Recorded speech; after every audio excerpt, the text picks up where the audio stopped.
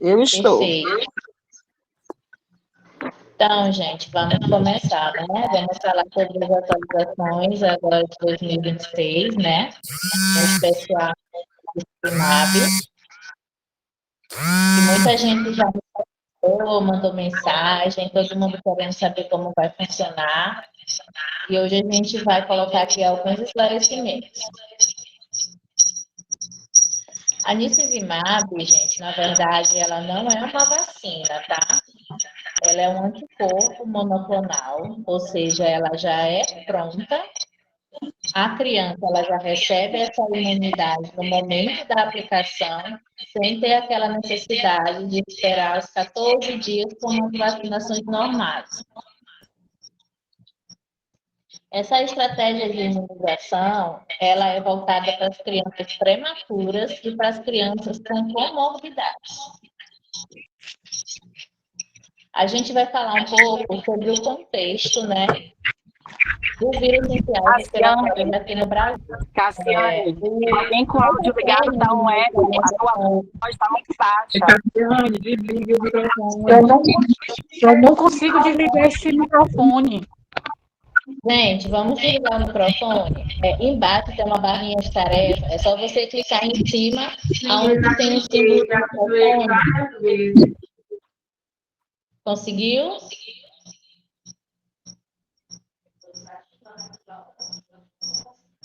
Prontinho?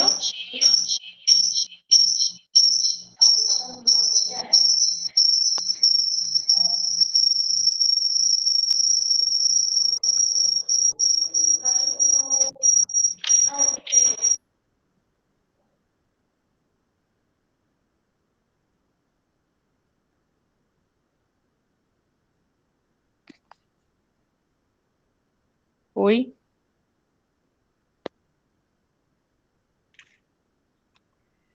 Ivanilde, falta você desligar seu microfone, já está desligado. Conseguiu desligar o microfone? Falta você, Não, Ivanilde. não consegui, não. Clica em cima desse símbolozinho do microfone.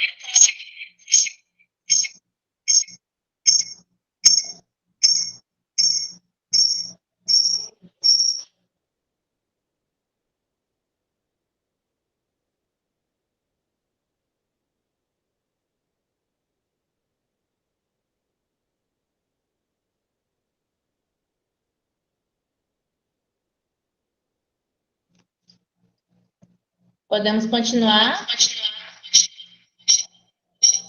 Ainda está dando microfone.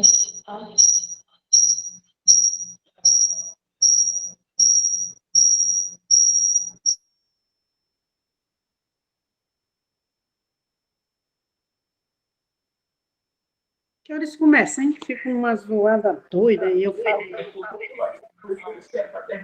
Poxa!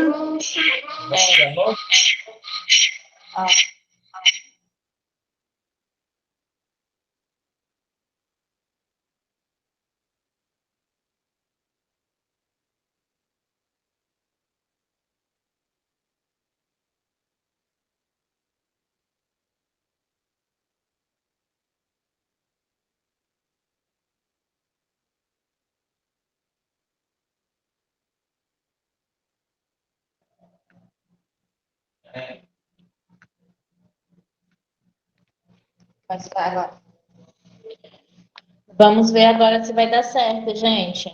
Melhorou o som? Pronto. Então vamos voltar. Então vamos falar um pouco sobre o contexto da vacinação do vírus essenciais aqui no Brasil, né? No Brasil, o Ministério de Saúde, ele indicou, né, a vacina do VSR primeiro para as nossas gestantes, né, que já fazemos a partir da 28ª semana, aonde essa vacina, ela protege tanto a gestante como o bebê que irá nascer, né? Ele tem aí 6 meses de proteção após o nascimento, certo? Nós recebemos essa vacina já em 2025, finalzinho, né? E começamos a realizá-la, e aí a gente já conseguiu vacinar bastante gestantes. A respeito do VSR, em relação à Nicivimab, quando a gestante ela recebe essa vacina, Isso não quer dizer que ela não poderá, né, fazer a vacinação do bebê dela quando nascer, se ele estiver elegível dentro das situações indicadas, que é no caso de comorbidades ou crianças de baixo peso, né, que são os pré-termos. A Nirsevimab, ela teve a introdução agora em 2026, né? Começamos em fevereiro, já com essa alegria, porque a gente vai poder proteger os nossos bebês, principalmente aqueles que precisam mais dessa proteção contra o VSR, porque é um vírus que hospitaliza muitas crianças, né? E aí a gente tem essa introdução a partir de crianças prematuras, que nascem com menos de 36 semanas e 6 dias, e para as crianças com comorbidades, podendo ser feita até menor de 24 meses. Né? Com essa incorporação, a gente fortalece a nossa proteção infantil, né? E vamos conseguir deixar essas doenças respiratórias mais graves, né? Fazendo essa diminuição contra nossas crianças. Aqui vocês podem ver que a gente colocou a imagem, né? Das duas apresentações da Nirsevimab, onde a gente tem uma apresentação de 0,5, tá? E temos uma apresentação de 1 ml. Essas apresentações, elas são indicadas pelo peso, tá? Crianças com menos de 5 quilos, elas vão usar a apresentação de 0,5, que é de 50 miligramas. Crianças acima de 5 quilos, elas irão usar a apresentação de 1 ml, que é a de 100 miligramas. A Nirsevimab, ela veio para prevenir formas graves das doenças do trato respiratórios, tá? E também crianças que têm comorbidades. Isso vai reduzir a sobrecarga dos serviços de saúde e o atendimento em decorrência de doenças respiratórias, ou seja, a gente vai conseguir diminuir, né, essas gravidades, essas internações.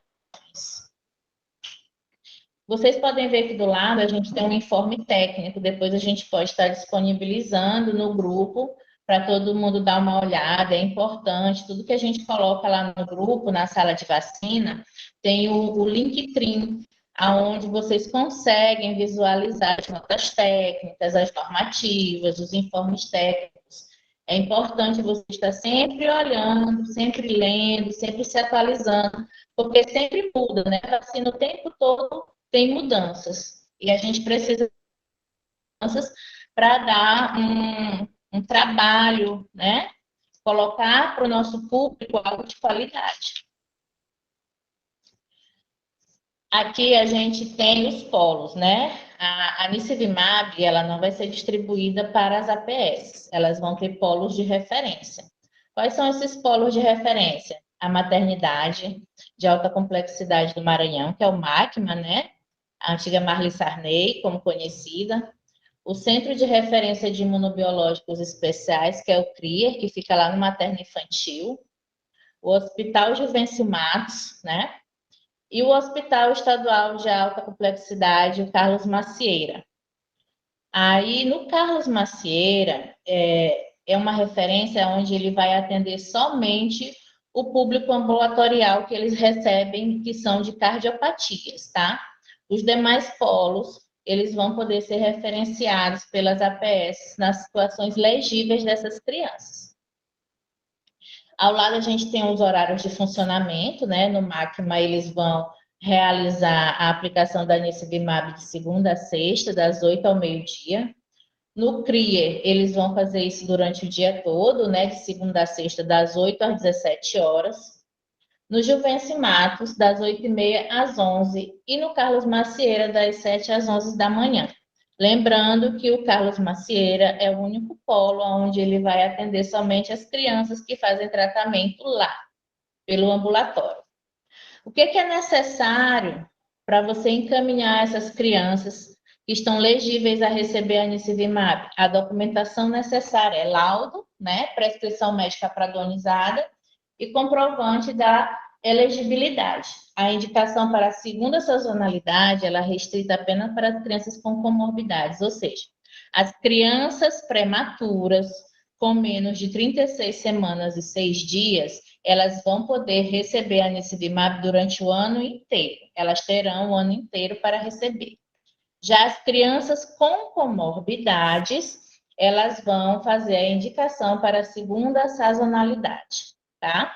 Mais à frente nós vamos ver quem são esse público legível. Uma coisa, a realização dessa indicação, ela pode ser feita tanto pelo médico quanto pelo enfermeiro, né, que seja do RIE, ou seja, ele tem que ter conhecimento para fazer essa indicação. Sobre o RIE, vocês lembram que antes a gente falou sobre os imunobiológicos especiais que passariam a também ser solicitados pelas APS? Fizeram um curso do Ruber-Krier, né, para ter essa expertise de repassar para todos. Então, esses mesmos enfermeiros que participaram do Ruber-Krier e que fizeram o curso online depois que nós disponibilizamos o link, eles estão aptos a também fazer essa prescrição para solicitar e encaminhar essa criança que for legível aos polos para fazer a anicivimab. O cronograma do período de administração, como eu já até falei para vocês anteriormente, a anicivimab, ela é ofertada durante o ano todo para essas crianças prematuras menores de 36 semanas, né? O importante é que essas crianças sejam captadas no momento de nascimento, na própria maternidade, né? Para garantir a proteção imediata. Mas caso for uma criança que nasceu numa unidade particular, uma criança que nasceu em casa, no interior, e ela é encaminhada para cá, é uma criança que nasceu em outro estado e veio para cá fazer o tratamento e não recebeu a anicivimab, porque nós começamos agora, né? Essa criança, ela pode ser indicada a fazer a vacina até os 6 meses, tá? Ela é para fazer durante o ano todo, mas essa criança ela só vai ser elegível até 6 meses. Certinho? Que são as crianças que nascem prematuras. As crianças com comorbidades, elas vão poder estar fazendo a anicivimab até os 24 meses. Ou seja, 1 ano, 11 meses e 29 dias, tá? Elas vão estar podendo receber. E o período é o período de sazonalidade, que é de fevereiro a agosto, certo? E o local de administração é aqueles que eu já falei para vocês, que são os polos de referência. Marli Sarney, que é a máquina, né? O Krier, que fica lá no materno infantil, o Juvencio Matos. Agora, quais são os critérios, gente? Os critérios para os pacientes que são de comorbidades. São as cardiopatias congênitas, com repercussão hemodinâmica, tá? O Carlos Macieira, ele já tem um ambulatório de pediatria cardiológica, né? Ele já vai fazer, né, a seleção das crianças que fazem lá acompanhamento para receber a anice lá. Mas se por acaso na APS aparecer uma criança legível que seja cardiopata, ele pode ser encaminhado para as demais polos, tá? Máquina, Juvencio Matos e Krier, que é o materno infantil. Quais são as cardiopatias que podem ser legíveis? Cardiopatia cianótica com uso de medicamentos para insuficiência cardíaca e indicação cirúrgica. Hipertensão pulmonar moderada grave, necessidade de uso contínuo de medicamentos específicos. Então, crianças que têm cardiopatias graves e que fazem uso de medicações contínuas, que estão dentro dessa faixa etária menor de 24 meses, elas são indicativos para encaminhá-las para fazer a anicivimab dentro da sazonalidade, tá? De fevereiro a agosto. Doenças pulmonares crônicas, tá? Da prematuridade. Por exemplo, prematuros que dependem de oxigênio, né? Que ficam, para respirar melhor, eles têm que ficar sob oxigênio. Que têm alterações radiográficas. Crianças com idade corrigidas, né? Que precisam também estar usando oxigênio. Uso de suporte terapêutico, corticoides, né? Durante os últimos 6 meses da sazonalidade. Esses também são legíveis para fazer a indicação. Outros critérios, imunos comprometidos. Os imunos comprometidos, eles também são indicativos para receber a anisivimab. Crianças, né, menores de 12 meses com CD4, menor de 750, né, são aquelas crianças portadoras de HIV e o CD4 é menor de 750, ele é indicado. De 12 a 24 meses, essas crianças têm que estar com CD4 menor que 500, tá? Nesse caso, o médico, né, ele vai ver como é que está a carga viral dessa criança e ele vai fazer a indicação. Para isso tem que estar tudo acordado, né, entre os enfermeiros, os médicos, né, os vacinadores da sala de vacina, para ter expertise de fazer a indicação, de mandar essa criança passar pelo médico, pelo enfermeiro, para poder ele indicar, né, e a criança ir até o polo para receber a vacinação.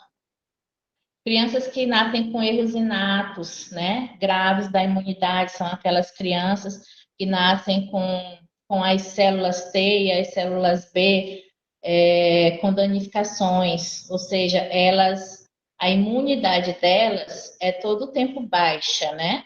Elas não fazem o processo normal. O uso de corticoides em altas doses também é um indicativo. Transplantes de órgãos sólidos ou medula óssea, né? Também é indicativo, crianças que fazem transplantes. Doenças oncológicas, em tratamento pós-quimioterapia ou radioterapia, também são indicativos. Crianças com fibrose císticas, doenças pulmonar graves, né? Com exacerbação, ou seja, ela tem uma intensificação, né, dessa doença. Alterações persistentes em imagem pulmonar, né? São as crianças que estão em acompanhamento e toda vez que fazem seus exames de imagem, as alterações sobre a imagem que eles recebem está todo o tempo aumentando. Essas crianças também têm indicação, tá? Peso e estatura percentil menor que 10, ou seja, são aquelas crianças que elas não ganham peso, né? Elas não ganham peso. Essas crianças também, ela tem indicação. Doenças neuromusculares, né? Crianças com fraqueza muscular, fraqueza respiratória, que compromete a ventilação, que eliminam secreção, o AME e o SART. Bem, essas crianças geralmente são crianças que têm atrofia muscular respiratória, né? Essas crianças, elas são acompanhadas, muitas vezes usam bala de oxigênio, né?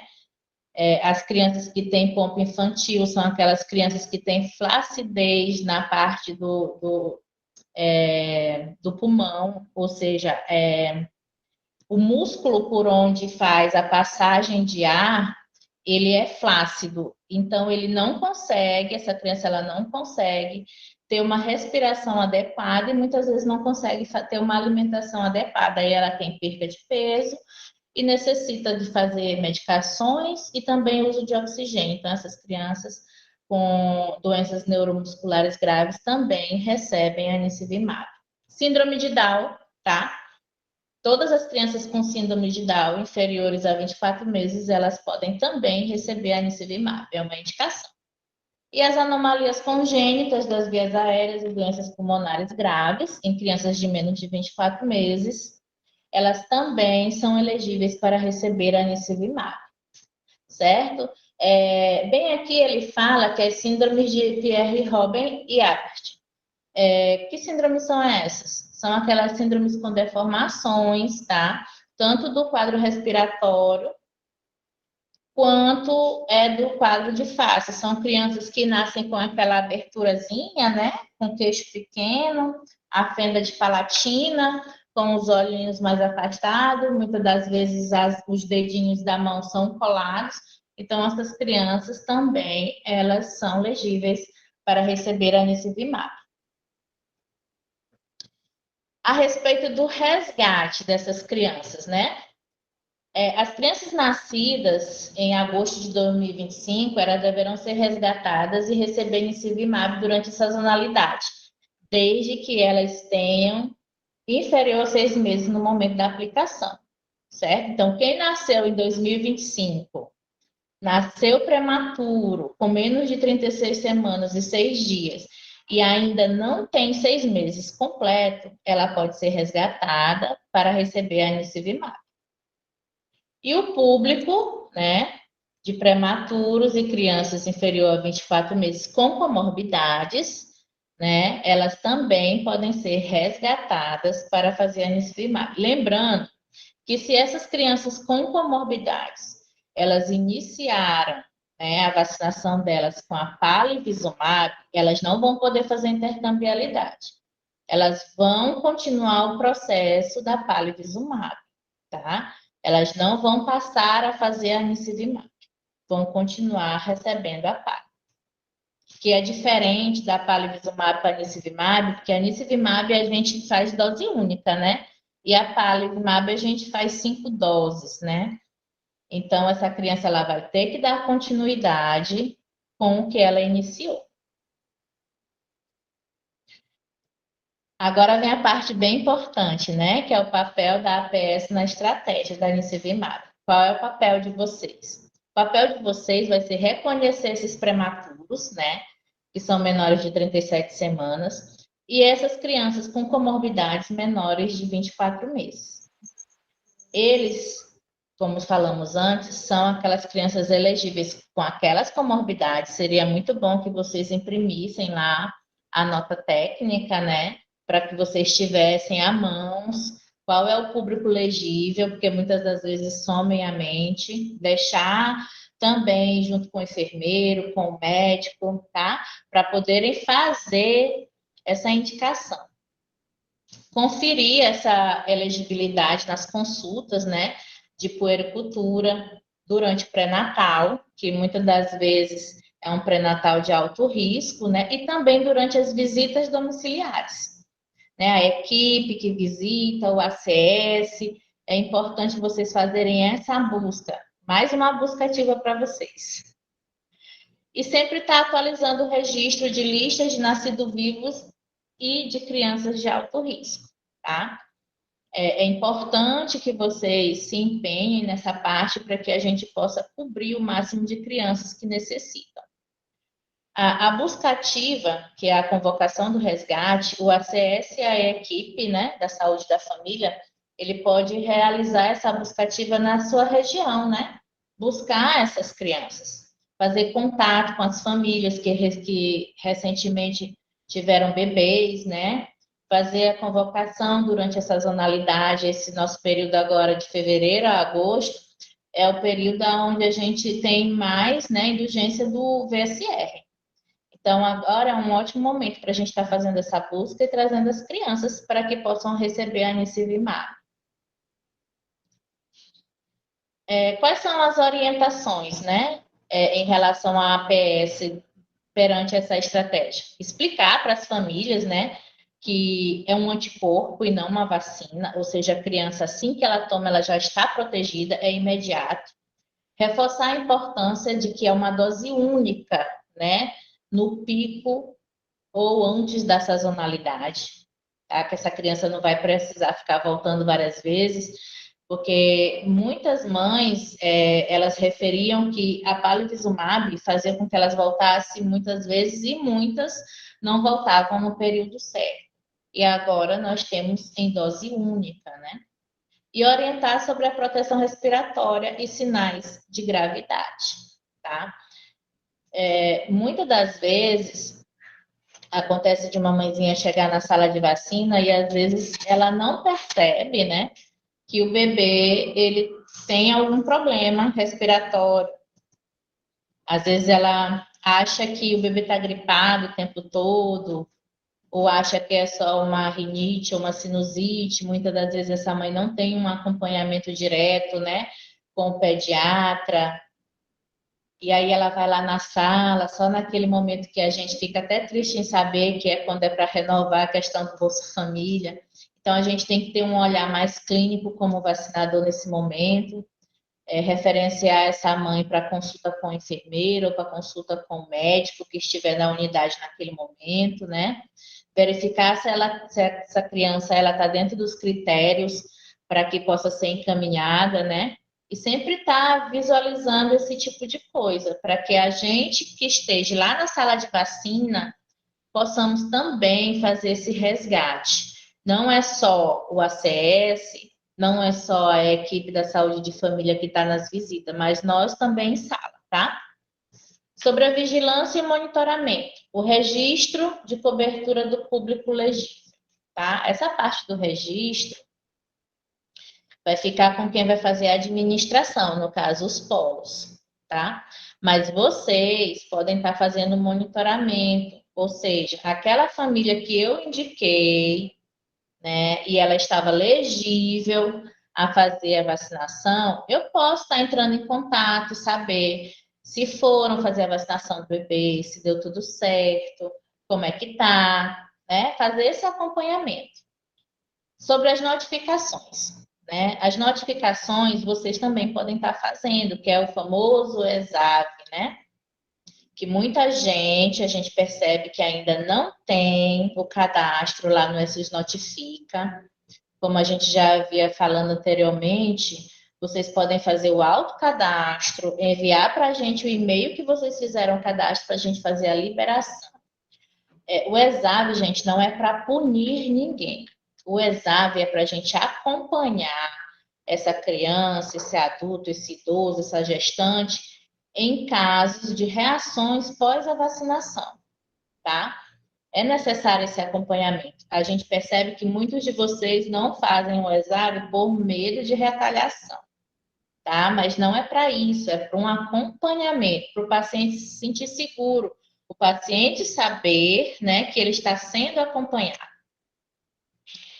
E o acompanhamento de hospitalizações por bronquiolite, né? Essa parte é com a vigilância, eles fazem um mapa epidemiológico e acompanham. E é isso, gente. A estratégia com a Anicivimab, né? A APS é responsável por identificar, captar, orientar, convocar e encaminhar o público elegível, né? Garantindo o acesso oportuno antes da sazonalidade. Vocês podem até estar pensando, como é que eu vou encaminhar esse paciente? No próprio receituário que vocês têm em sala, tá? O médico, ele pode estar colocando lá, encaminho menor, João Pedro, a receber a Anicivimab junto, né? Falar para o papai ou para a mamãe que deve levar o laudo da criança, a documentação, né? Que mostre que ele é um prematuro que nasceu com menos de 36 semanas, ou que mostre que ele tem as comorbidades elegíveis para receber a Anicivimab. Certinho? Jorge. Pode falar, Jorge. Aí, no caso aí, essa vacina, ela fica, no caso das gestantes, ela é obrigatória, né? Aí, no caso dos bebês, que os que enquadram dentro do quadro aí da vacina, não é isso? Jorge, alguém tem uma pergunta? Oi, tá me ouvindo? Não consegui ouvir. Tá me ouvindo agora?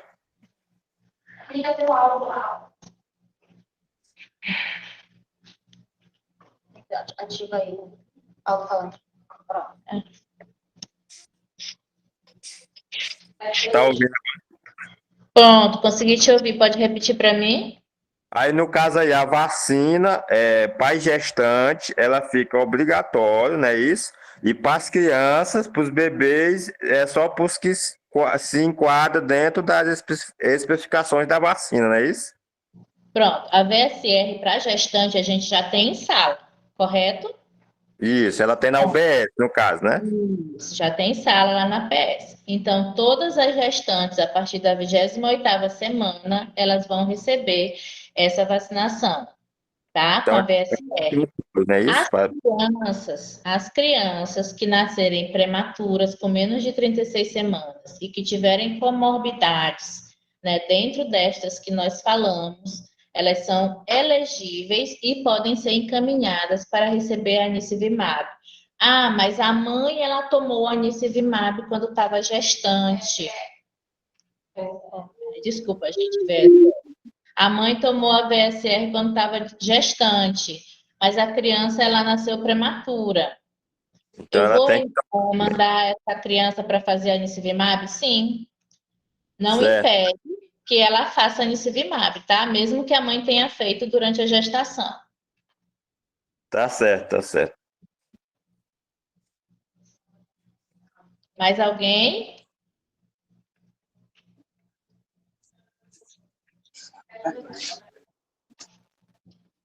Mais alguma pergunta, dúvidas, reclamações?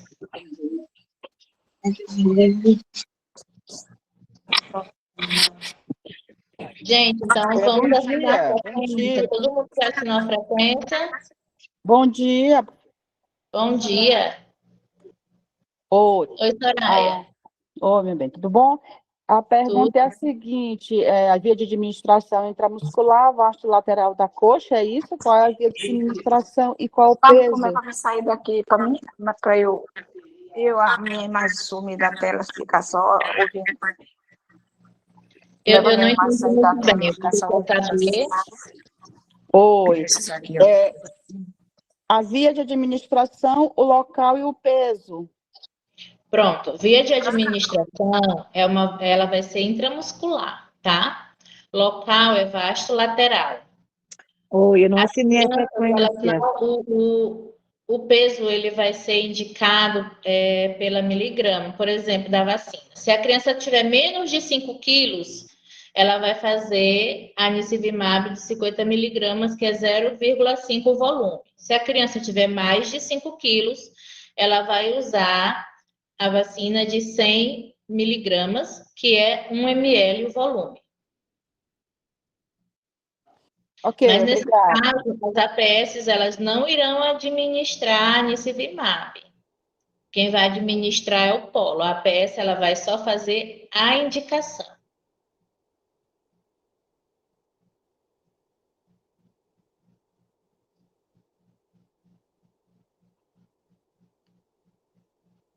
Certinho? Oi, eu não assinei a presença. A frequência está no chat. Meu bem vai abrir aí onde tem esses 3 pontinhos do lado e vai abrir a parte da mensagem. Lá vai ter um link. Você vai clicar em cima desse link, ele vai abrir uma página e você vai preencher. Preencheu, é só clicar em enviar.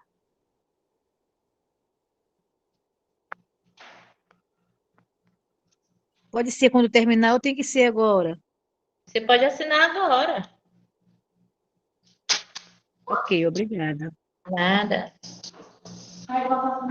Mais alguma dúvida, gente? Não, não, satisfeito. Pronto, agora a gente vai passar para a Charlene, tá?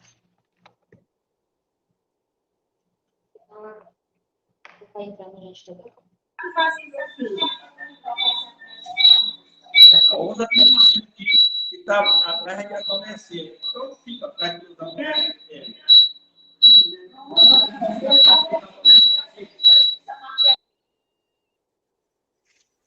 Pessoal, vamos lá, dando continuidade. Tá me ouvindo? Todo mundo me ouvindo? Sim, certo. Então vamos continuar. Como é feita essa indicação? Pessoal, seguindo aqui na questão da anicivimab, quem faz a indicação, vocês da APS, o papel de vocês vai ser identificar a criança que se enquadra dentro dos critérios. Identificou essa criança, encaminha ela para um dos polos, tá? Que já foi falado anteriormente. A MACMA, que é a Marli Sarney, o Juvencio Matos, o CRI e o Carlos Macieira. Com uma ressalva que o Hospital Carlos Macieira só vai atender as crianças que são atendidas lá no ambulatório de cardiologia, tá? Então, as crianças que a APS identificar, manda para os outros 3 polos. MACMA, Juvencio Matos e CRI. Ao falar de vacina, o técnico de enfermagem não vai fazer indicação nenhuma, não vai prescrever nada, porque quem faz isso é o médico. Vocês vão só identificar aquela criança. Chegou uma criança que vocês sabem que ela é prematura, ou então o agente de saúde sabe que naquela área de vocês tem uma criança prematura que não fez palivizumab ou não fez anicivimab, orientar a buscar um desses polos para poder ser avaliado lá pela equipe médica e é o médico que vai fazer a prescrição e encaminhar para aplicação, tá? Então, o papel de vocês da APS é identificar a criança e saber passar as informações. Isso mesmo, Soraya. A Soraya está colocando lá no chat quem são os polos. Essa apresentação a gente vai colocar para vocês lá no grupo, para vocês terem acesso, tá bom? Então, agora nós vamos falar sobre a vacina da dengue, do laboratório Butantan. Não acredito não, Charlene. Quem é esse? Não acredito não, Charlene. Vamos lá. Então, dando continuidade à nossa reunião, vamos falar agora da operacionalização da vacina da dengue, né? Da Butantan. Nós já colocamos para vocês que vai haver, o Ministério da Saúde vai passar a disponibilizar, além da vacina Qdenga, que é da Takeda, vamos ter também a Butantan DV, né, que é a vacina do Instituto do Laboratório Butantan. Ela é uma vacina que veio para agregar ao que a gente já tem em relação à operacionalização dessas imunizações. Então, como você já sabe, que a dengue ela é uma doença de saúde pública muito importante a nível global, porém, a gente vê que nos países tropicais e semitropicais ela tem a maior incidência. Aqui no Brasil, esse período de chuvoso, de janeiro até meados de abril, maio, é o nosso período endêmico, é o nosso período de sazonalidade para a doença. Então, é importante que a vacinação é feita durante todo o ano para que a gente tenha essas pessoas imunizadas. Quando o Ministério da Saúde introduziu a vacina Qdenga do laboratório Takeda no ano de 2024, o público-alvo são os adolescentes de 10 a 14 anos, que você já conhece, que vocês já fazem essa vacinação. E por que foi escolhido esse público? Porque na época, né, a epidemiologia mostrava que era o público que mais hospitalizava e que tinha forma mais grave. Então, por isso, eles foram escolhidos para ser o público-alvo na introdução da vacina. Também, durante essa introdução da vacina, da dengue, não foram todos os municípios brasileiros que receberam, foram escolhidos alguns municípios, né, através do critério epidemiológico e demográfico, mas no final de dezembro de 2025, a vacina foi ampliada. Então, todo o Brasil, todos os municípios, agora passam a trabalhar com a vacina da dengue, da Takeda, para esse público de 10 a 14 anos. Ou seja, a vacina realmente entrou para o calendário do adolescente. Tanto que na normativa de 2025 ela ainda não constava, e agora na normativa de 2026 já consta a vacinação da dengue. E o Ministério da Saúde, esse ano, resolve ampliar essa estratégia, introduzindo a vacina do Instituto Butantan, que é a Butantan DV. E o público vai ser pessoas de 15 a 59 anos. Então, vamos ter uma parcela maior de pessoas que estarão podendo ser imunizadas com a vacina contra a dengue, imunizadas contra a dengue, dentro desse público de 15 a 59 anos. Então, a vacina da Butantan DV, ela vem para complementar a imunização e a proteção contra a dengue, junto com as outras ações que precisam ser feitas, né? Todo mundo conhece, não deixar água parada, né? Fazer sempre aquela limpeza nos quintais, tudo isso que vocês já conhecem.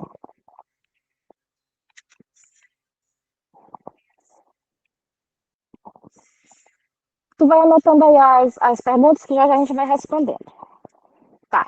Então, aqui é o guia técnico operacional da vacinação, nós também vamos disponibilizar para vocês, tá? Então, a vacina Butantan DV, ela foi licenciada para pessoas de 12 a 59 anos. Só que já temos a vacina da Takeda, a Kedenga, que atende as pessoas de 10 a 14. Então, o Ministério da Saúde institui que a vacina da Butantan vai atender pessoas de 15 a 59 anos. Essa estratégia ela vai começar de forma escalonada e gradativa e vai iniciar com a vacinação de todos os trabalhadores da saúde da APS, até 59 anos, tá? Então, quando ainda não recebemos a vacina, nós ainda não temos, ainda não chegou no estado, mas já estamos nos preparando para quando ela chegar, começarmos tudo direitinho. Então, quando ela chegar e as unidades receberem, ela vai ser destinada primeiramente aos trabalhadores da saúde da atenção primária, tá? E aí, de forma gradativa, conforme o Ministério da Saúde for emitindo as notas de ampliação, nós iremos passar para vocês até chegarmos na aplicação das pessoas a partir de 15 anos, tá? Então, só recapitulando, a vacina Kedenga da Takeda vai ficar para as pessoas de 10 a 14 anos e a vacina da Butantan vai atender pessoas de 15 a 59 anos. Só que iremos começar com uma campanha, digamos assim, para os profissionais da saúde da atenção primária. O Ministério da Saúde, na nota técnica número 11 desse ano, ele deixa bem claro que a estratégia de vacinação ela vai ser iniciada pelos trabalhadores da atenção primária, tá? Então, vocês precisam ter muita atenção em relação a isso.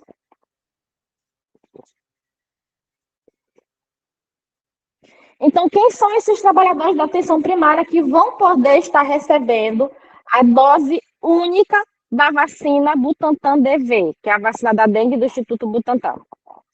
Então, todos os profissionais que exercem as atividades assistenciais e de prevenção dentro da APS, os médicos, enfermeiros, auxiliares e técnicos de enfermagem, dentistas, as equipes multi, né, os nutricionistas, psicólogos, fisioterapeutas, educador físico, assistente social, os farmacêuticos, os agentes de saúde, os agentes comunitários e os agentes de endemias, tá? Todo esse leque de profissional da APS vai poder estar recebendo a vacinação contra a dengue. Charlene, eu pensava que só trabalha na parte de administração e na limpeza, também vão ter direito? Sim, também vão ter direito. Então, são os trabalhadores que a gente fala, né? Administrativo e atividade de meio de apoio. Recepcionista, o segurança ou vigilante da APS, as equipes que trabalham na limpeza, a parte da cozinha, auxiliares, aquela unidade de saúde que tem ambulância, o motorista dessa ambulância também vai poder ser imunizado, entre os outros. Então, são todos os profissionais que trabalham dentro da APS, ou seja, dentro da unidade básica de saúde, tá? Unidade básica de saúde.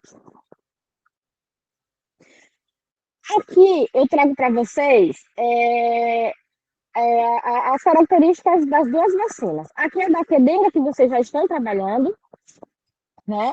Você já conhece, tem as duas apresentações. Aqui vem os dois frasquinhos de diluente e o liófilo, que é o pozinho. E a outra apresentação que vem o diluente dentro da seringuinha, né? Já para diluir e depois fazer a aplicação. Isso aqui é o que vocês já conhecem. Ela é subcutânea, 0,5 ml. São 2 doses. O esquema da Kedenga são 2 doses e vai continuar sendo 2 doses dentro desse intervalo de 3 meses, né? A questão da abertura do frasco. Você abriu o frasco, fez a reconstituição, mas por algum momento aquela pessoa que iria receber não pôde, aconteceu alguma situação, esse frasquinho que foi aberto, que foi reconstituído, você tem 2 horas para utilizar, né? E a mesma temperatura de armazenamento, de 2 a 8 graus. Não mudou nada, segue do mesmo jeito, o público-alvo de 10 a 14 anos. E essa aqui é a nossa vacina Butantan DV, a vacina da dengue, vacina contra a dengue do Instituto Butantan, né?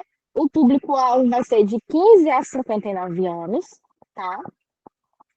Ela é uma solução injetável, a apresentação vai ter o frasco da vacina, do pozinho liofilizado, mais o frasquinho do diluente. Então, vocês vão estar recebendo a vacina com o diluente. Também é subcutânea, também é 0,5, porém o esquema dela é dose única, tá? Dose única, não precisa de dose subsequente. Por enquanto, não vai ser necessário. A gente sabe que, às vezes, as questões de imunização são bem dinâmicas. A gente passa uma informação hoje, daqui a pouco sai uma nota técnica retificando o que a gente repassou, mas, por enquanto, o que está valendo é a dose única da vacina. Após a abertura do frasco, cada frasquinho é uma dose única, tá? Então, é um frasquinho para atender uma pessoa. Então, esse frasco, após aberto, após reconstituído, ele tem que ser utilizado de imediato. Charlene, eu preparei a vacina, reconstituí, estou aqui, não botei ainda na seringa, mas aí descobrimos que a pessoa não vai poder vacinar. O que eu faço? Posso guardar para a próxima? Não. Tá? Se tiver já alguém ali do lado para receber a vacina, você pode fazer a aspiração e aplicar. Caso não, você não pode devolver a vacina para a geladeira para usar depois, ou então para a caixa térmica. Ela precisa ser descartada. Assim como o diluente. Charlene, por que eu tenho que descartar o diluente? Porque o diluente, ele vai vir numa quantidade de 6,5 ml, se eu não me engano. O frasquinho do diluente vem 6,5 ml. Então, como é que vai ser a reconstituição dessa vacina? Preciso ter bastante atenção nisso. Vocês vão retirar do frasco do diluente apenas 0,7 ml, tá? O que sobrar do frasco do diluente, ele é descartado. Então, eu vou pegar o diluente, vou aspirar apenas 0,7 ml e vou colocar dentro do frasquinho que tem o pozinho, que a gente chama de liófilo, que é aquilo ali que é a vacina. Vou colocar dentro, com cuidado de não criar bolha. Se você injetar direto, ele vai criar uma bolha. Aqui explica que se você injetar na parede do frasco, devagar, ele não cria bolha, não cria espuma. A mesma coisa na hora de homogeneizar o frasco. Rodando para evitar que crie essa espuma. Porque quando cria essa espuma, tu acaba perdendo um pouco da vacina. Na hora de aspirar para aplicar, você vai tirar apenas 0,5, tá? Para diluir, eu vou usar 0,7. Para aplicar, eu vou usar 0,5. E o que sobrar da vacina no frasco também é descartado. Então, vocês precisam ter bastante atenção nessa parte da reconstituição e aplicação da vacina, tá? Não pegar todo o diluente do frasco, não colocar todo o diluente no pozinho e não aspirar todo o diluente. Vamos ficar batendo muito nisso, porque temos experiências com a vacina não só da Qdenga, mas também da Covid, né? Aonde se aspira mais do que deveria, se aplica mais do que deveria, e aquelas que já vêm diluir, parece que já vem no líquido, que precisa diluir, é aplicado só o líquido. Então, precisamos ter muita atenção nessa parte de reconstituição, não só da vacina da dengue, mas de todas as outras vacinas. Porque aí a gente evita erro de imunização e qualquer evento adverso. Então, eu vou repetir. Do diluente, eu vou tirar apenas 0,7 ml. Esse 0,7 ml eu vou colocar no frasquinho da vacina para fazer a diluição, fazendo a rotação, evitando que crie espuma. Vou observar direitinho.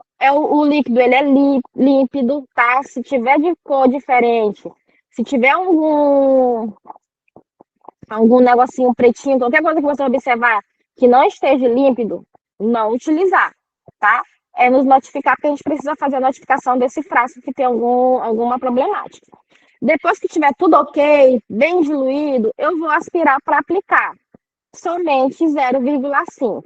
E a aplicação, e o que sobra é descartado, né? Então, eu vou utilizar a agulha 13 por 4,5, porque todo mundo sabe que ela é subcutânea. Eu posso usar a face posterior do braço, né, na aplicação subcutânea, fazendo a prega para pegar bastante o tecido subcutâneo. Só soltar a prega depois que eu injeto, tá bom? Ter esse cuidado durante a aplicação. O esquema dela, como eu já falei, é dose única, tá? Ela não vai ter uma dose subsequente. Isso vai servir para todo o grupo, não somente para os profissionais da saúde. Charlene, ela pode ser usada com outras vacinas ao mesmo tempo? Lembra quando a gente começou a vacina da dengue, que não podia, que tinha que esperar? A mesma coisa é essa, é uma vacina nova que está sendo introduzida. Então, as vacinas inativadas, tipo, a pessoa precisa tomar a vacina da dengue e a vacina de tétano. Como é que eu faço? Posso fazer as duas hoje? Não. Eu priorizo a vacina da dengue, né? Vamos sempre priorizar a vacina da dengue, devido a esse momento de sazonalidade que nós já iniciamos. Prioriza a vacina da dengue e a vacina do tétano, ela pode ser feita no dia seguinte, por 24 horas, tá? Então, todas as vacinas inativadas, tétano, hepatite, covid, vacina da gripe, todas as vacinas inativadas, elas podem ser feitas no dia seguinte, com 24 horas após a aplicação da vacina da dengue da Butantan. Já as vacinas de vírus vivos atenuado, quem são elas? Febre amarela, tríplice viral, varicela, elas precisam do intervalo de 30 dias após a vacinação da dengue, tá?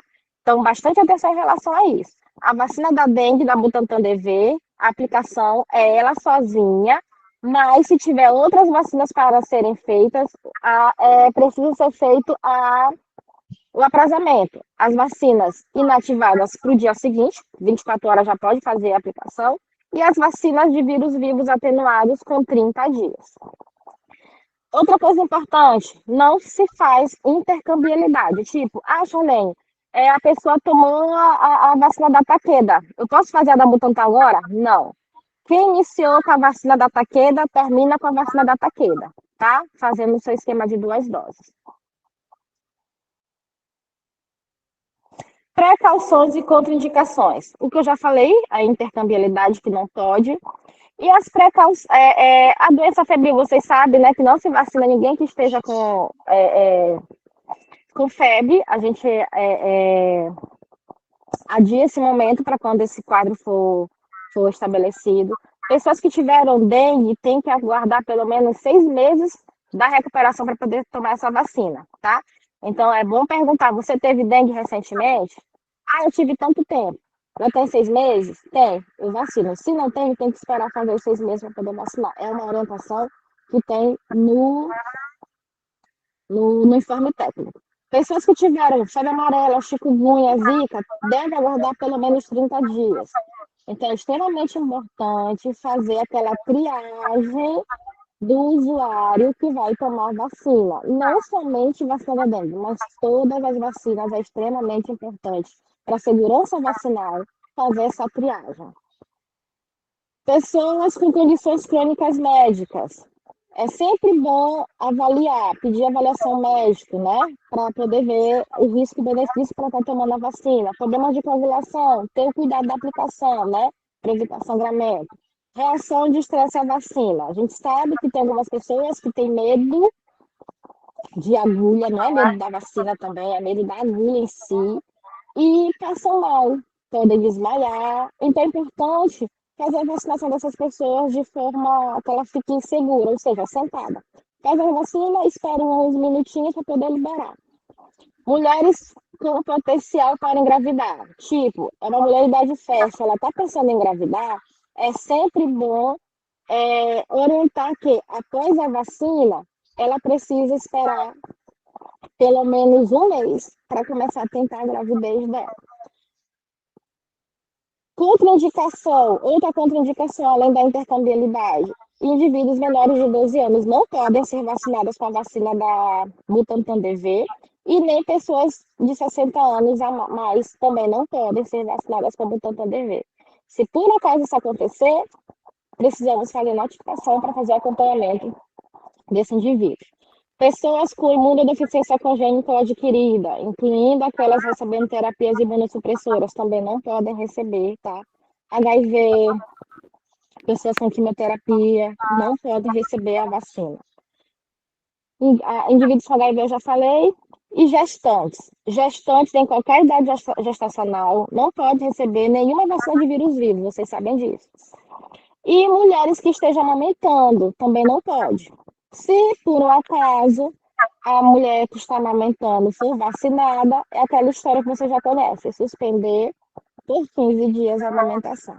É uma gestante que foi vacinada, fazer a notificação e acompanhar todo o restante da gravidez dessa gestante e também um certo período após o nascimento do bebê para tirar qualquer situação que possa levar à culpabilidade da vacina.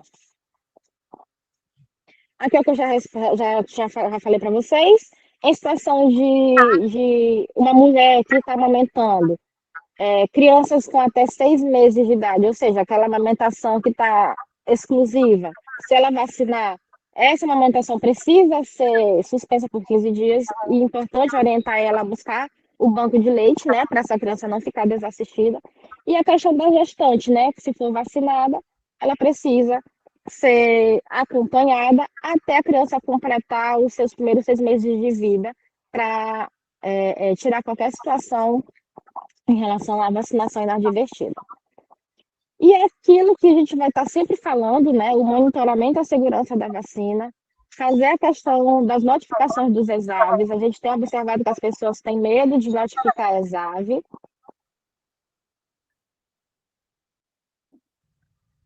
Como a Cassiane falou, a notificação de um ESAV ou de um erro de imunização não é para punição, muito pelo contrário, é para a gente poder fazer o acompanhamento dessa pessoa que foi vacinada de forma errada ou que teve um evento adverso e fazer as correções, né?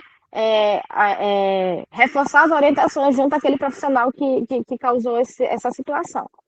Então, o ESAV grave, ESAV média grave, eles precisam ser notificados. Temos aquelas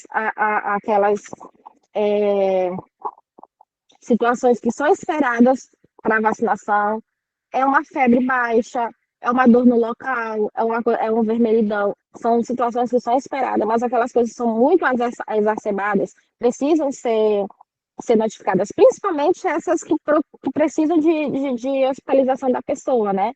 Para a gente poder fazer essa notificação e saber se aquela questão de casualidade, se foi mesmo a vacina ou não. Aqui é a questão das reações locais, né? Como eu falei, é uma vacina nova.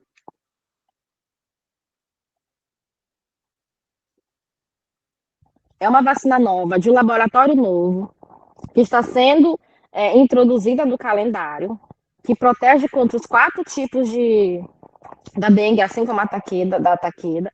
E a gente precisa estar bem atento às reações que podem estar aparecendo. As reações locais frequentes foram de leves a moderadas, onde inclui a questão de dor no local da aplicação, o vermelhidão, o edema, né? Coisas que são bem comuns. As reações sistêmicas, que incluíram foram a cefaleia, a fadiga, o exantema, a mialgia, plurido, dor retroorbital, artralgia, náuseas e febre. O fato de ter acontecido não quer dizer que toda pessoa vai sentir a mesma coisa. A gente sabe que não. Cada pessoa tem uma reação diferente às vacinas. Então, é importante estarmos atentos ao que o usuário pode estar relatando após a vacinação. É importante que, antes da vacinação e após a vacinação, ser feitas as orientações, né? Principalmente para evitar esses erros de imunização, que precisam ser notificados. Então, a administração da vacina da dengue em idade não...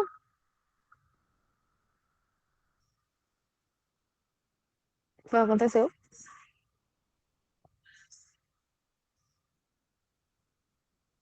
Voltou.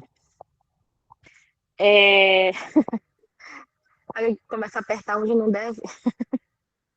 Então, tem que ter cuidado. Pessoal, por favor, evitem estar mexendo para vocês não tirarem a gente da transmissão, tá? Alguém mexeu aí e tirou a apresentação. Por favor, pode tirar.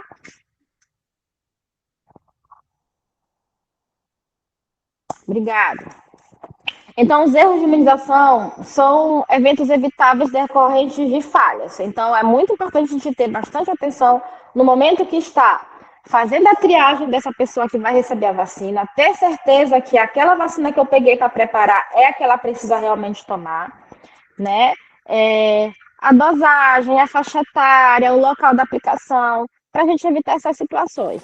Então, quando eu preciso notificar qualquer situação, como erro em relação à vacina da dengue ou qualquer outra vacina, a exemplo da dengue, uma pessoa que foi vacinada que é fora da faixa etária, pessoas menores de 12 anos ou pessoas acima de 60, né? Ou alguma contraindicação da vacina, no caso, uma gestante é contraindicada e ela acaba sendo vacinada.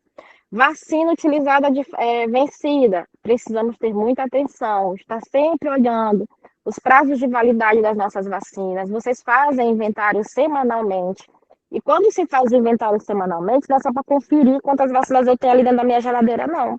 É para ver qual que eu tenho, quantas eu tenho, se ela está dentro do prazo de validade, até mesmo as vacinas que foram abertas, que podem ser utilizadas por 1, 2, 3, um mês após a abertura, eu preciso ter esse cuidado durante esse inventário. Então, o inventário não é só para conferir a quantidade de vacina que tem na geladeira. Não. A segurança do paciente, né? A segurança vacinal, como eu falei mais cedo. A triagem, a comunicação é extremamente importante. Então, antes de vacinar, ver as indicações, as contraindicações e as precauções, para ver se a pessoa pode tomar a vacina naquele momento. Isso vai prevenir os erros de imunização. Uma comunicação transparente, falando dos riscos e benefícios, né? Porque a gente sabe que a pessoa chega, principalmente trabalhador da saúde. A gente conhece muito trabalhador da saúde que tem medo de vacina, que não gosta de vacina, que é contra a vacina. A gente precisa conversar com essas pessoas, orientar da importância da vacinação, falar dos riscos e benefícios. As reações são bem pequenas, perto da doença, e a gente sabe, né? Como a dengue tem 4 vírus, então a pessoa, durante um período, ela pode ter dengue 4 vezes, de cada subtipo diferente. Onde o subtipo 4 é o que é mais grave, né? Que pode levar a... Como é o nome? A dengue hemorrágica, né? Levar a hospitalização. Não que as outras 3 também não possa levar. Pode, principalmente se a pessoa que for acometida for uma pessoa que não esteja com o seu sistema imunológico ali legal. Então é importante estar falando, sempre estar orientando os usuários, antes e depois, o que pode acontecer, e se acontecer, o que ele precisa fazer. As meninas, durante as visitas técnicas na sala de vacina, que elas observam o que vocês estão fazendo, às vezes ela observa, a pessoa chega, pegou a carteira, olhou o que precisa ser feito, registrou, preparou, aplicou, tchau. Gente, não é assim, né? Acolhimento é tudo. Acolhimento e a humanização no atendimento é muito importante, até para a gente conseguir ter a confiança desse usuário, para ele voltar várias vezes, ele entender a importância da vacinação e voltar para fazer suas vacinas subsequentes, né? Quando tem aquelas vacinas subsequentes. E como vai ser o registro dessa dose? Então, as doses aplicadas, elas vão ser registradas no sistema de informação que a unidade utiliza. Se é da APS, ela vai usar o PEP, né? O SPEC, o prontuário eletrônico ou o CDS. Se é uma unidade que não é da APS, que é da rede, ela vai usar o CPNI. Nós não trabalhamos com sistema próprio, né? E o sistema de terceiros são geralmente a gente vê isso nas clínicas particulares, que a gente também faz os nossos momentos de visita com eles. Então, as regras de registro em relação à vacina da dengue Butantan.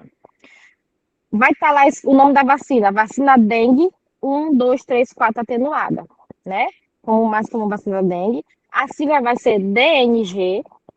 A estratégia vai ser rotina, tá? Sempre vai ser rotina. A dose é única, tá? E a faixa etária de 15 a 59 anos. Se por acaso às vezes o sistema, quando a gente está fazendo registro, ele dá alguma informação ali. Tem que ter atenção no que ela está informando. Às vezes é alguma a atenção que está dando, mas ele segue. E às vezes ele está te chamando a atenção que, tu está fazendo uma vacina numa faixa etária que não é para ser feita. Ou seja, tu já vacinou, vai registrar e aí percebe que não foi feito na idade que precisa ser feito.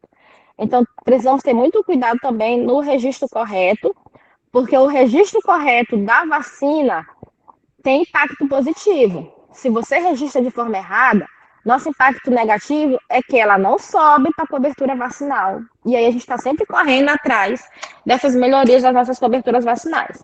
Então, para todas as vacinas é importante você fazer o registro de forma correta. Registrei de forma errada, você pode ir lá fazer a exclusão do registro para poder registrar ela de forma correta. Então, os pontos-chave do que a gente conversou agora há pouco em relação à vacina da dengue, ele continua sendo uma situação importante de saúde pública no Brasil.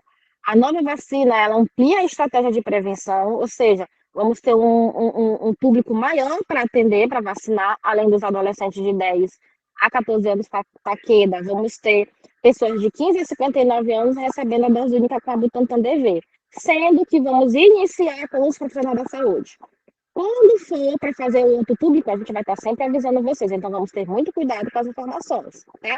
Como eu falei no início, sempre lê o que está sendo colocado nos grupos, as orientações, assim a gente evita erros de imunização, pessoas sendo vacinadas de forma errada.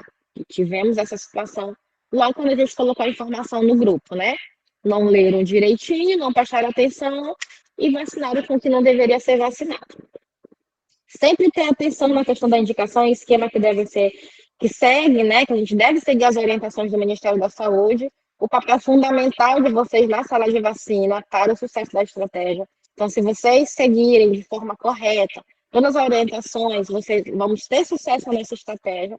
E o registro adequado às orientações da população são essenciais, porque a gente consegue ter a confiança desse público, ele volta para fazer as vacinas subsequentes, quando a gente fala isso em todas as vacinas, né? E as nossas coberturas vacinais sobem. Então, vacinar é proteger vidas. A nova vacina contra a dengue é mais uma ferramenta essencial no controle da doença. Então, a gente conta com o compromisso de todos vocês aí para garantir o acesso, fazer a orientação qualificada, e assim a gente vai ter nossa cobertura vacinal ampliada. Vamos às perguntas e questionamentos em relação ao que foi falado agora.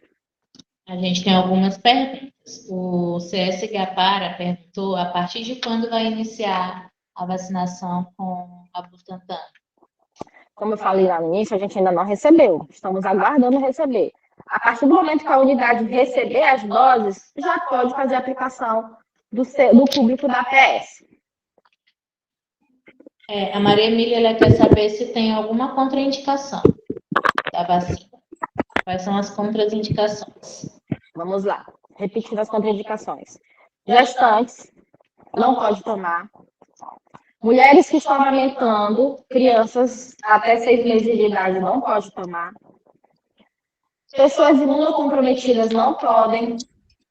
Pessoas que tiveram reações, algum componente da vacina, né? É preciso sempre ver a questão do risco-benefício. Pessoas vivendo com HIV também não podem estar tomando a vacina. Mas foi bom? Certo. A Nana França, ela quer saber se quem tomou a vacina da dengue, da Takeda, se ela vai poder tomar da Butantan. Não. Quem já recebeu a vacina da Takeda, as 2 doses, já é considerado vacinada, tá? Ah, mas ela tomou só a primeira dose, eu posso dar a segunda com a Butantan DV? Não, a segunda dela tem que seguir com a Takeda. Então, quem vai vacinar com a vacina Butantan DV são as pessoas que nunca se vacinaram contra a dengue, tá? Importante essa pergunta, né? Então, ter bastante atenção nisso. Quem já se vacinou contra a dengue, não vacina mais. Uma mãe que amamenta, né, com uma faixa etária até 4 anos, vai poder fazer a vacina ou essa questão da amamentação é em qualquer faixa etária? Não, pode. Lá fala, né? Mães amamentando crianças até 6 meses de idade. Tá bom? Depois dos 6 meses, ela ainda está amamentando, ela pode vacinar. É mães até 6 meses de idade. E Cassiano, segue bem? Porque papai tá me ligando. A outra pergunta. É porque as pessoas acima de 59 anos não podem tomar a vacina que Bem, as pessoas acima de 59 anos, a bula da vacina da Butantan, ela não tem essa indicação, tá? Por quê? Perante os estudos, eles visualizam que pessoas com 60 mais, elas têm o organismo, a parte da imunidade mais comprometida. Então, por ela ser uma vacina de imunobiológico de vírus vivo ativo, eles têm esse resguardo. Então, só pode ser feito até os 59 anos. A outra pergunta, quem já teve dengue hemorrágica e foi hospitalizado, ficou em coma, pode tomar? Vamos lá, quem já teve dengue, independente do sorotipo, ele precisa esperar 6 meses, tá? Para poder realizar a vacinação da dengue novamente. Minha pergunta é, será única para todo? Sempre não será uma dose anual, só fica mais claro. Bem, quando ele fala em dose única, ele quer dizer que esse paciente ele vai tomar apenas uma dose para estar coberto. Mas a gente sabe que vacinação ela está sempre em constante mudança. Pode ser que futuramente, né, eles coloquem doses a mais ou uma dose a mais, mas por enquanto a nota técnica ela é bem clara, apenas dose única, não dose anual. A outra, pessoas que fizeram tratamento contra câncer há mais de 5 anos, podem tomar? Bem, essas pessoas que fizeram tratamento de câncer há mais de 5 anos, já passaram por químio, por rádio, hoje elas estão apenas em acompanhamento. E se o organismo dela não estiver imunocomprometido e o médico ele fizer a liberação, pode tomar. Mas isso é o médico que acompanha esse paciente que vai fazer essa liberação. Mas durante tratamento de quimioterapia, tratamento de radioterapia, durante o tratamento medicamentoso, essa pessoa ela está com a carga imunológica dela rebaixada, ela não vai poder receber. Bom dia. Quem fez cirurgia cardíaca, quanto tempo pode tomar? Olha, não tem, na nota a gente não tem, né, esse esclarecimento, mas isso é avaliado pelo médico que faz o acompanhamento desse paciente e ele vai avaliar o risco-benefício para fazer a vacinação ou não. Mesmo sendo da saúde, se tiver 60 anos, vai poder tomar a vacina? Não. A vacina ela é indicada até os 59 anos, independente de ser profissional da saúde. Nesse caso, ela não segue aquele fluxo lá da tríplice viral, que você pode tomar as doses independente da idade, tá? A dengue da Butantan, ela tem essa preliminar que é até os 59 anos, inclusive para os profissionais da saúde. Foi a última pergunta. Então, vamos lá, seguindo. Aqui é sobre uma nota técnica que a gente colocou para vocês em relação à dose zero, né? Que estávamos trabalhando a dose zero. Estávamos entre aspas, né? Porque não tínhamos, né, a dose para fazer a dose zero dessas crianças de 6 meses a 11 meses. Porém, o Ministério da Saúde, ele suspendeu a questão da dose zero, né? Então, coloquei aqui para vocês o print do que a nota técnica fala. Então, o Ministério da Saúde, ela suspende a dose zero nos municípios onde ele era priorizado. Porém, tem alguns municípios, né, principalmente do estado de Roraima, que vai seguir. É fronteira ali com a Venezuela, essas coisas. E aí, eles precisam seguir com essa questão de dose zero, né? A dose zero ela vai acontecer somente em casos de bloqueio vacinal, porque a gente sabe que quando se faz bloqueio vacinal, se enquadram pessoas a partir de 6 meses de idade, aí a dose zero entra, mas de forma como nós estávamos fazendo, quase como uma rotina, ela não vai ser mais realizada. Então, quem ainda tem doses, que eu creio que ninguém tenha mais, né, Cássia? Dupla viral, quem ainda tem doses, não utilizar mais a questão da dose zero, tá bom? Deixa a vacina aí quietinha que a gente vai ver o que faz com ela, mas a dose zero ela está suspensa. Mas se segue com a questão da vacinação de rotineira. Tem uma pessoa que me questionou aqui, Charlene, fala em intensificação vacinal como prática de rotina. Vamos continuar registrando como intensificação? Não. Quando a gente fala em intensificação vacinal como prática de rotina, é intensificar o que a gente já faz na nossa rotina, né? É buscar as pessoas que não estão vacinadas, orientar a população que precisa ser vacinada. A gente sabe que pessoas de 12 a 59 anos precisam estar com o seu esquema vacinal atualizado para as questões da tríplice viral, né? Proteção contra sarampo. Mas o registro segue normal, como rotina, tá? Normativa. A instrução normativa, eu não sei, eu acho que ainda não botou para eles no grupo não, né? Já? Não me lembro se as meninas já colocaram para vocês no grupo, mas já saiu a instrução normativa de 2026, já com as atualizações. Então, o que tem de novidade? As novas vacinas que foram, entraram no calendário de 2025, né? A UVSR para gestante e a vacina da dengue, que essas duas não constavam na normativa de 2025, elas constam agora na normativa de 2026. E a questão, isso aqui é mais como uma atenção para vocês, sobre a atualização que teve para a hepatite B, que saiu no Manual de Normas de Procedimentos de 2024, saiu na normativa de 2024, saiu na normativa de 2025, está na normativa de 2026, e eu fiquei sabendo que tem profissional que não está sabendo disso, que inclusive criou até uma situação meio delicada num treinamento que teve com o Estado em relação à pré-natal, aonde eles falaram que não estavam sabendo isso, aquilo, outro. Quando a gente fala, pessoal, as notas precisam ser lidas, precisam ser entendidas.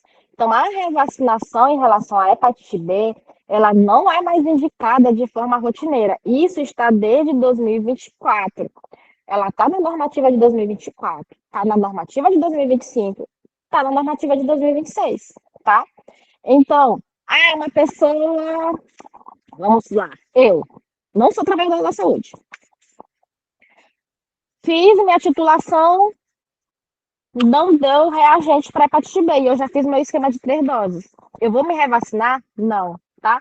Então, a revacinação não é mais indicada de maneira rotineira em pessoas imunocompetentes. O que é pessoas imunocompetentes? Pessoas que têm um sistema imunológico ok, tá? Nem criança, nem adolescente, nem adulto. Entretanto, a revacinação só é conferida para indivíduos que fazem parte desses grupos que está aparecendo aí para vocês, né? Lactentes nascidos de mãe com HBsAg positivos, os pacientes em hemodiálise, tá? Outro dia eu recebi uma informação que eu fiquei até assim, meu Deus do céu.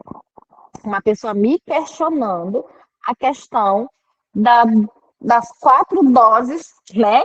Para paciente renal, e a questão da dose ser, como é que fala? Dobrada. Que nunca tinha visto aquilo. Eu fiquei abismada, um profissional da saúde. Eu falei assim, não, pelo amor de Deus. Profissional da saúde, tá? Se ele tem a titulação, não fez a soroconversão, ele pode fazer a sua revacinação. E outros pacientes com condições de imunossupressão, os transplantados, pessoas vivendo com HIV, pessoas recebendo quimioterapia, tá? Então, somente essas pessoas podem estar fazendo a revacinação. Charlene, a gestante, ela fez 3 doses, chegou com o anti-HBs negativo, ela vai revacinar? Não. Ela não vai revacinar, gente, tá? Revacinação somente para esses grupinhos aí que vocês estão lendo. E eu vou voltar a dizer, essa informação ela não é nova. Ela está desde 2024. Ela consta na normativa de 2024, na normativa de 2025, na normativa de 2026. A importância da leitura qualificada dos documentos que são colocados a vocês. Então, a informação atualizada é uma forma de cuidar. Então, ler, compreender e aplicar as recomendações oficiais em imunização é um compromisso ético com a saúde pública. Quando você faz essa leitura, quando você compreende... Oi, alô? Parou? E eu não tô nem ouvindo aqui. Agora melhorou. Melhorou? Melhorou. Tá. Então, a informação atualizada é uma forma de cuidado. É extremamente importante ler todas as informações que são colocadas no grupo, compreender e colocá-las em prática. Ah, eu li e não entendi. Entre em contato conosco. As meninas estão, as enfermeiras, a equipe, elas estão para isso também, para ajudar vocês no entendimento, né? Qualquer dúvida que fica, mas é extremamente importante fazer a leitura das informações que são colocadas no grupo, né? Que são disponibilizadas a vocês. Então, era isso que a gente tinha para passar hoje para vocês. Deixa eu tirar essa. Temos perguntas, né? Vamos às perguntas. Barbosa Pereira. Os médicos e enfermeiros encaminham a gestante para a sala de vacinação para fazer a hepatite B.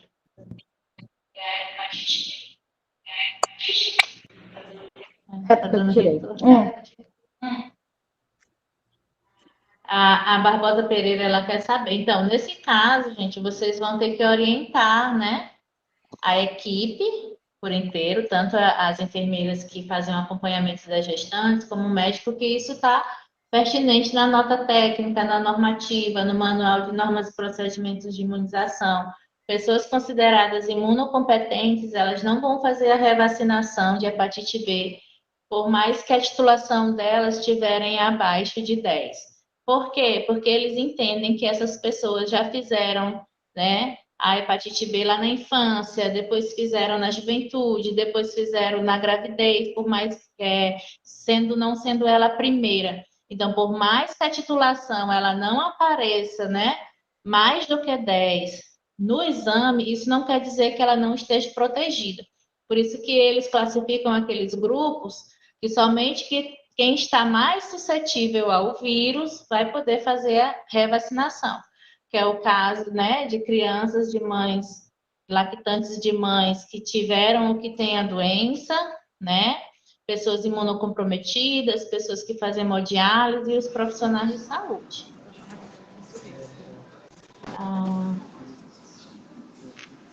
Gestante que já tem 3 doses da hepatite B na carteira e fez exame, deu reagente, precisa refazer a vacinação. É o que a gente já falou anteriormente. Pessoas consideradas imunocompetentes que não estejam nesse grupo que a gente falou, que são lactantes de mães que tiveram a doença, que fazem hemodiálise, que sejam imunocomprometidos, né, e que sejam profissionais de saúde, eles não vão fazer essa revacinação. E aí, nesse caso, quando os médicos enviarem, vocês têm que orientar esse paciente, explicar direitinho para eles. Porque a gente sabe que muitos deles chegam e dizem assim, mas o médico mandou, mas o médico passou, né? E aí a gente tem que, nessa hora, estar bem embasado para conversar com esse paciente, que não é de acordo com o que o médico mandou, mas sim de acordo com as notas ministeriais. Minha dúvida, por gentileza, está horrível o áudio. As perguntas todas, né, elas estão embasadas na intitulação não reagente. Então, voltando, né, titulação não reagente menor que 10% em pessoas imunocompetentes, elas não farão revacinação, tá? Independente de ser gestante, tá? Não farão revacinação.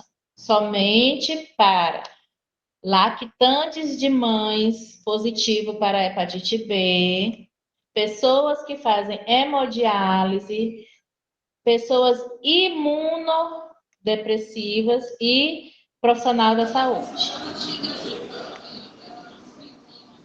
Bom dia, já chegou o paciente com dose com o receituário que o médico prescreveu, tanto o médico quanto o enfermeiro.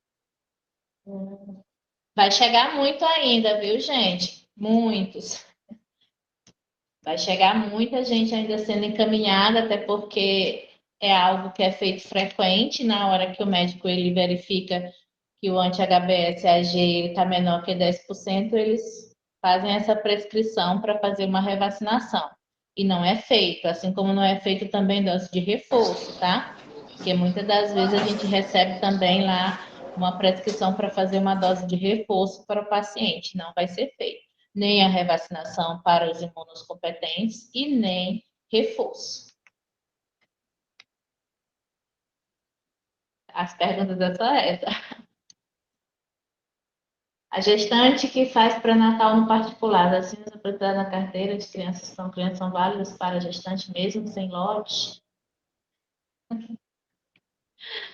Vamos lá, gente. Olha, nesse caso, quando a gente faz, né, uma vacinação, porque a pessoa ela não tem a comprovação vacinal, a gente não vai colocar ela em estratégia de revacinação. Se ela não tem comprovação vacinal nenhuma, independente do exame, a gente vai vacinar essa paciente na estratégia de rotina, né? Primeira dose, segunda dose, terceira dose. Pacientes que fizeram o exame, né, independente de estar gestante ou não, foi encaminhada para a sala de vacina, a titulação está menor que 10, né? E o médico está pedindo essa revacinação, se ele for imunocompetente, ele não vai fazer essa revacinação, tá? Não haverá revacinação.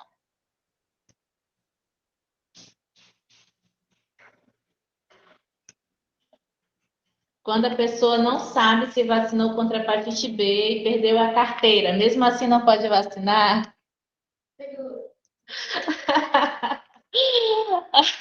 Aí a gente volta lá para aquele princípio, né? Se não tem comprovação, você vacina. Tem outra coisa que acontece muito é solicitação por emprego, né? O paciente ele já tem as 3 doses dele lá registrada, mas é lá de infância, naquela carteirinha que parecia um mapazinho, né? E antigamente o pessoal realmente não colocava os lotes, eles não colocavam mesmo, só colocavam data. Você vai fazer o quê? Vai fazer a transcrição com a data, né? Vai passar para uma carteira e vai colocar na carteira segunda via e vai colocar a vacina deles ali.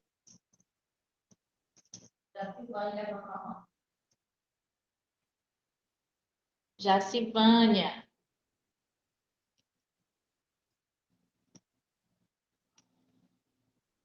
Estou lhe ouvindo, Jacivânia. Pode perguntar.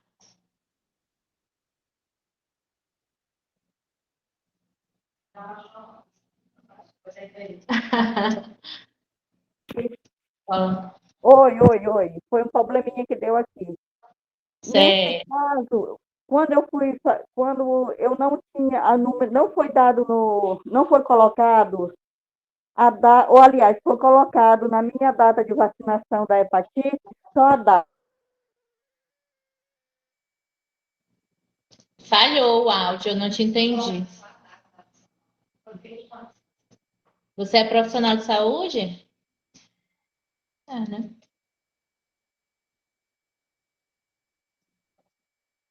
Jacivânia?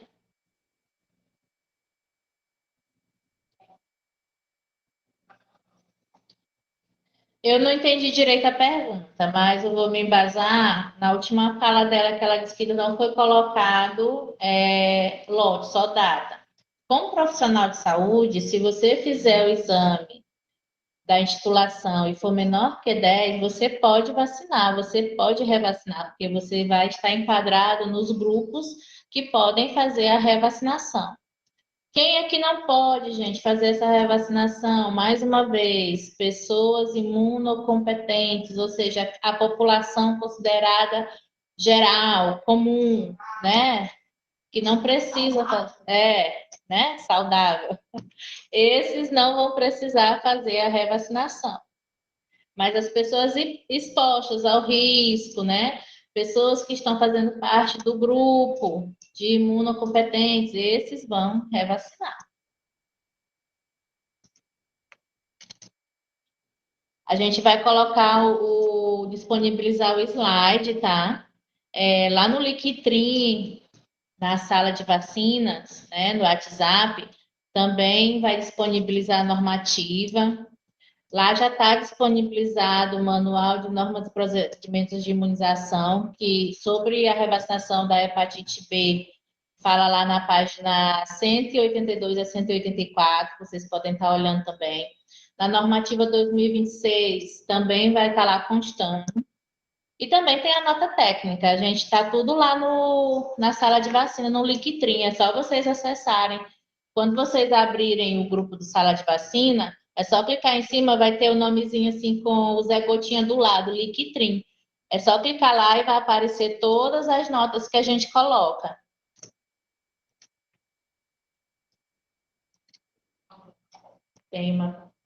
O que pode acontecer se a paciente que já tomou mais de 7 doses. Olha, se ela for uma paciente imunocompetente, ela está bem vacinada. Ela não precisa tomar 7 doses, né, gente? Essa questão da revacinação, né, ela só é feita nesses casos que a gente falou anteriormente. Esse paciente que já tomou 7, 6, eles não vão mais revacinar, tá? É por isso que hoje em dia a gente tem um sistema que ele é online. Antigamente era no desktop, né? A gente perdia muita informação.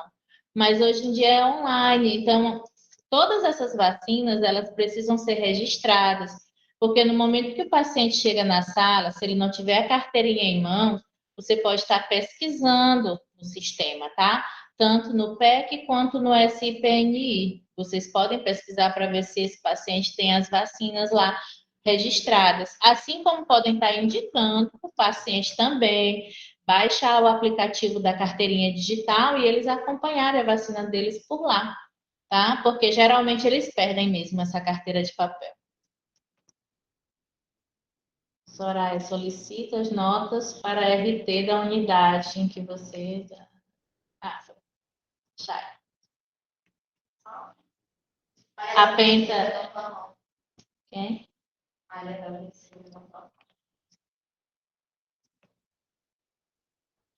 Pode falar, Maria das Mercedes. Bom dia, Cassiane. Bom Eu dia. só queria voltar um pouquinho aqui na dengue, é só para deixar bem claro sobre a data, a idade das pessoas que vão tomar, porque como essa nova vacina da Butantan é a partir de 12 anos, mas a gente vai utilizar a partir de 15, né? Então, só uma dúvida mesmo para Era deixar bem prioridade. claro.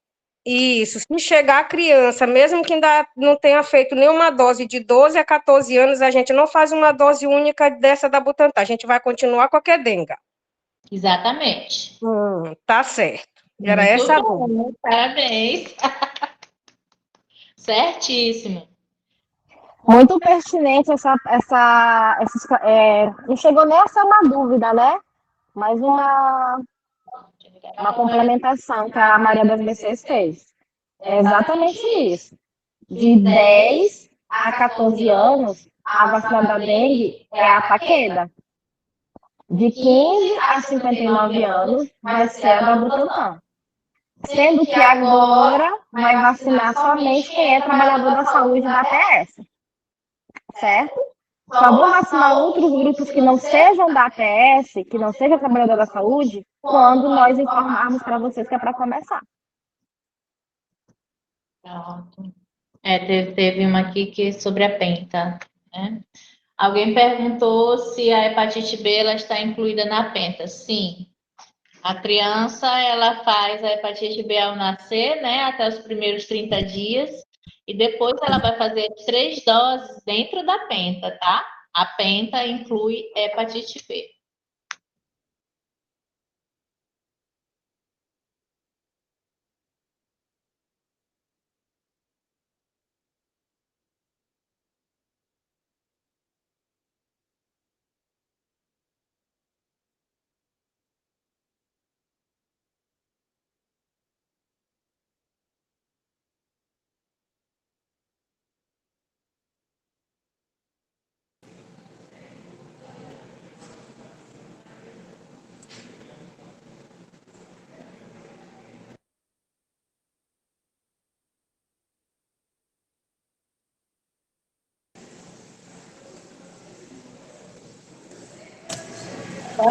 Thelma. Obrigada.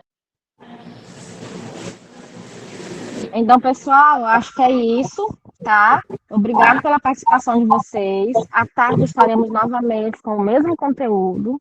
Quem quiser participar novamente, não tem problema, pode participar. Nós chegamos a 180 pessoas online, e aí nós temos 185 assinaturas de frequência, muito boa, tá? Obrigada por quem já conseguiu assinar.